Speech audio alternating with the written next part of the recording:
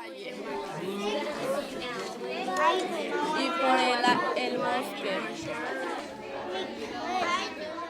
Each of the middle grades classes at Scuola Vita Nuova, a K through 8 school, is paired with a younger group to practice reading. The students enjoy being mentors and role models.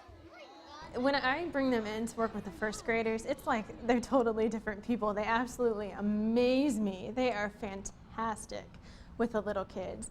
And it's so exciting to see them. You hear them use the kind of language that I use when I conference with them about their reading. And, well, tell me about what's happening in this story. And using the same kind of, oh, you did a really good job. Or when I don't know a word, this is how I sound it out. And they kind of start to, and we encourage them to be like little teachers, and they'll have like little sheets where they'll write down like sheets like I would use for a conference, and they'll write down like a compliment that they gave them and a strategy that they talked about.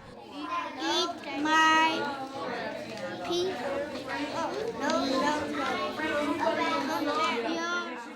Just how the students, to have that acceptance from the younger students, it's just so unconditional. Whenever they see them in the hall, they run up and hug them, and or they're like, oh, that's my book buddy. And even the boys who pretend like they don't like it and say things like, oh, I'm not reading that kid again.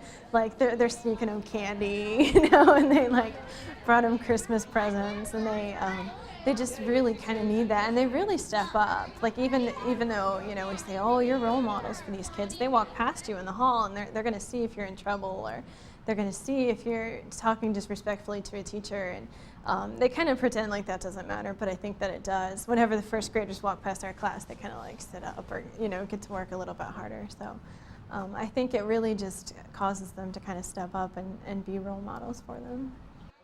Which book do you want to read first? I have from first grade level reading ability to 11th grade level in my classroom. And so some of the first graders can read better than some of my students. And that kind of gets the goat of some of my lower level readers, that the first graders are reading higher than they are, and it pushes them a little bit. So I think that's good.